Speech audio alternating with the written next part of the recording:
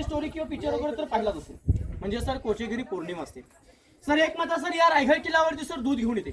रायगड किल्ल्याचे पूर्ण दरवाजे बंद होतात. तिला खाली जाण्यासाठी कोणता मार्ग नव्हता. म्हणजे आता आपण लोक ज्या रोफेने येतो म्हणजे तो डोंगर आणि या साईडला समोर इकडे पश्चिमेचं टोक आहे.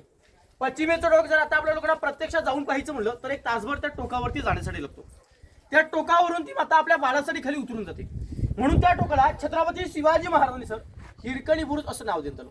जे खाली तुम्ही गावामध्ये गाडी पार्किंग केली बघा, या गावामध्ये ती माता आपल्या बाळासाठी उतरते. म्हणून त्या गावाला इतिहासामध्ये हिरकणी वाडी असं म्हटलं जातं.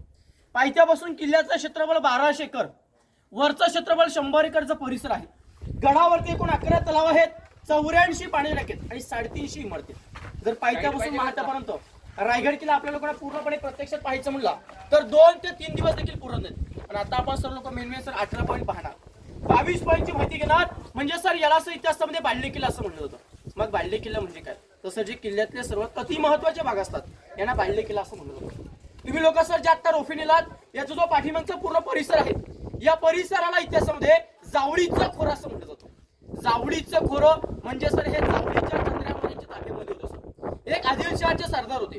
त्या आदिलशहाचे तिथे नोकरी चाकरी करायचे. मग आपल्या महाराजांनी जावळीच्या चंद्रावर राजगडावरून एक प्रेमाने पत्र पाठवलं होतं की जावळीच्या चंद्रामध्ये तुम्ही आमच्यात, आपण दोघं मिळून एक मराठी आहात तर आपण दोघं मिळून एक स्वराज्य निर्माण करू. सर जावळीच्या चंद्रामध्ये सर फार उर्मट समाज होते. सर फार घमंड होते.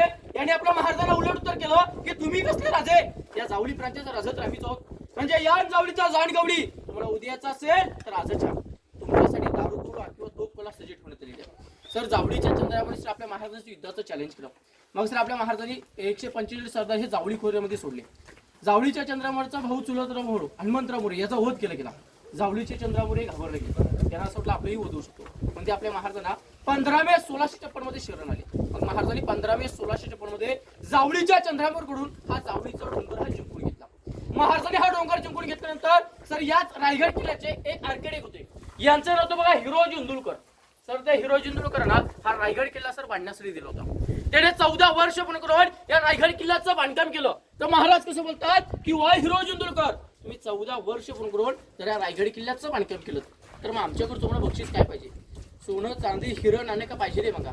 तर हिरोजी इंदुलकर कसं म्हणतात की महाराज आम्हाला बक्षीस वगैरे काही नको.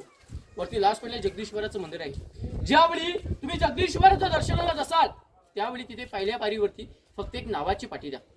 तर सर ती नावाची पाठी मागण्याचं सर कारण एकच होतं की राजे ज्यावेळी तुम्ही जगदीश्वराच्या दर्शनाला जासाल ना त्यावेळी तुमच्या उजव्या पायाची धूळ त्या दगडावरती पडली पाहिजे आणि ती आमच्या मस्तकी लागली पाहिजे. यासाठी सर त्या आर्किटेक्टने त्या ठिकाणी ती नावाची पाठी बांधली आहे की सेवेच्या थाई तत्पर आणि हिरोजी इंदुलकर.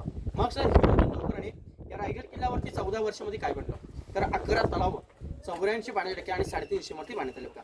सर आता आपण सर लोक त्या समोरच्या गेटमधून आता एंट्री करून आलात. म्हणजे सर याच गेटला सर इतिहासामध्ये मेना गेट म्हटलं जातं. मग मेना म्हणजे काय तर छत्रपती शिवाजी महाराजांच्या राण्या किंवा राजघराण्यातल्या स्त्रिया या मेन्यात बसून काही सूर्यास्त पाहण्यासाठी किंवा सह्याद्रीच्या पर्वतरांगा पाहण्यासाठी जायच्या. मेना गेट म्हणजे हा स्त्रियांसाठी होता. आणि ज्यावेळी आपण लोक रायगड किल्ल्याच्या समोरच्या बाजूने ज्यावेळी रायगड किल्ल्याच्या 2000 पारे चढून येतो त्यावेळी आपल्या लोकांना एक पालखी गेट पाहायला भेटतो. पालखी गेट मध्ये सर पुरुषांसाठी होता. छत्रपती शिवाजी महाराजांनी जर कोणता गडकिल्ला वगैरे घेतला तर महाराजांची व सर त्यांच्या आऊसाहेबांची त्या पालखी गेटून पालखी जायची. पालखी गेट म्हणजे सर हा पुरुषांसाठी, मेना गेट म्हणजे हा स्त्रियांसाठी बघा. सर आता आपण लोक ज्या परिसरावर तुम्ही आहात या परिसराला इतिहासामध्ये छत्रपती शिवाजी महाराजांच्या राण्यांचे माणसं म्हटलं जातं. सर तुम्हाला कोणाला सर माहिती आहे का आपल्या राजांच्या राणी किती होत्या? तर सर आपल्या राजांच्या राण्या सर एकूण 8 राणी होत्या. सर काही लोक सर असं म्हणतात की महाराजांनी 8 राणी हाऊस म्हणून केली होती. हे चुकीचं आहे. सर महाराजांनी सर 8 राण्या करण्याचं सर कारण एकच होतं की राजांचं स्वराज्य कमी होतं.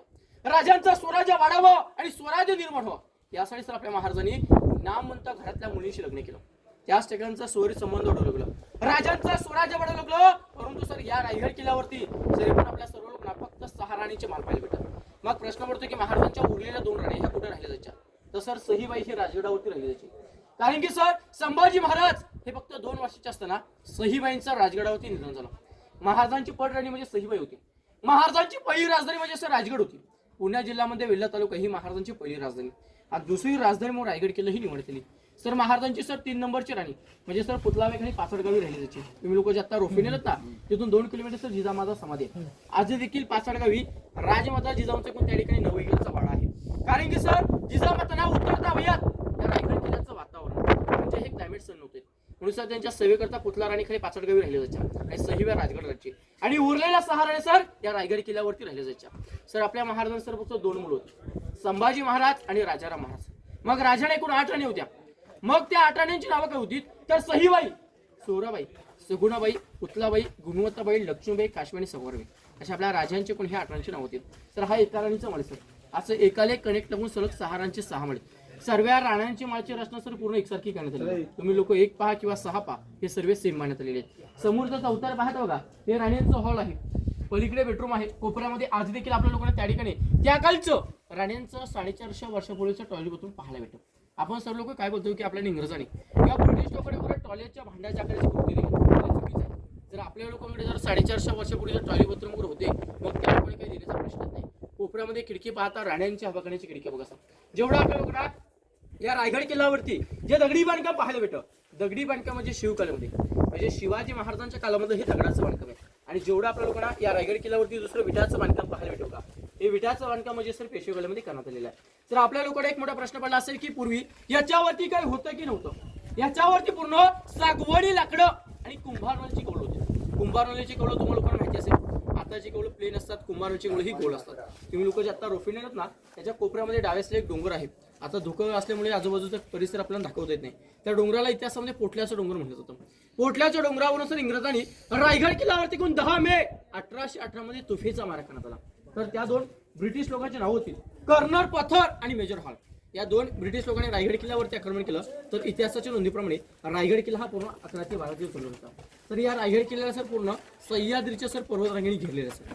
जसं गुलाबाचं फुल जसं सर एका कलीमधून उगवतं तसं सर रायगड किल्ला हा पूर्ण एका खडकापासून बनलेला आहे. सर हा स्वतंत्र किल्ला आहे बघा. या किल्ल्याला सर कुठल्या काही डोंगराकडे अटॅच नाही बघा. सर तुम्हाला सर्व लोकांना सर एक शेअर सांगतो की अंधार झाला पाहता दिवा पाहिजे. सर अंधार झाला सर पाहता दिवा पाहिजे आणि या महाराष्ट्राच्या भूमीला पुन्हा एकदा जिजाऊंचा शिवा पाहिजे. बोला पुण्यश्लोक छत्रपती शिवाजी महाराज की जय. जय भवानी, जय शिवाजी, हर हर महादेव. आपण सर्व लोक हा एका राणीचा माल पाहूया. मग आपण लोक बाहेर धान्यांचे कोठार आणि मंत्र्यांची वाडी पाण्यासाठी काढतो.